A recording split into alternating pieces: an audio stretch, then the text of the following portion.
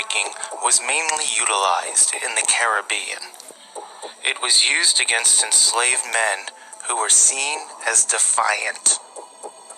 The process included forcing the male slave to bend over a tree stump, drop trowel, expose his bare behind while it is propped in the air.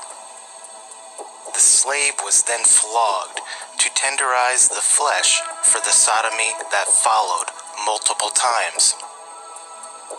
This form of punishment was done in full view of the slave family and friends to instill fear in the hopes to prevent future rebellion.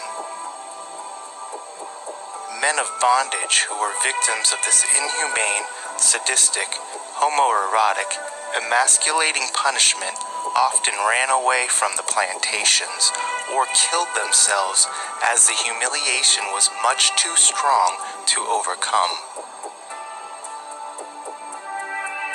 The sodomy was often performed by a white man who traveled from plantation to plantation to rape male slaves.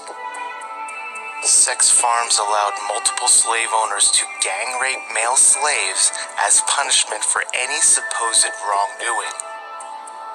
Homosexuality in this era was not a popular pastime, yet raping male slaves as a form of plantation punishment was somehow acceptable. Buck breaking is typically left out of the history books due to its taboo nature of male-on-male rape.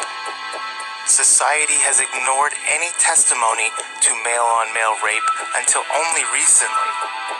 Sexual violence used to project fear can be a powerful tool of manipulation.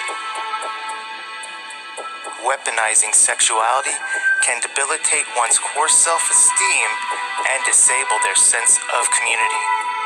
Buck-breaking was a means to squash rebellion before it was even conceptualized. Families of the enslaved bucks were forced to bear witness to the sodomy, ensuring there was no will to be defiant or rebellious. Sexual mutilation, including castration, were other forms of punishment for those with stronger will. These acts solidified the mental dominance white men needed to tame their bucks into obedient, working slaves.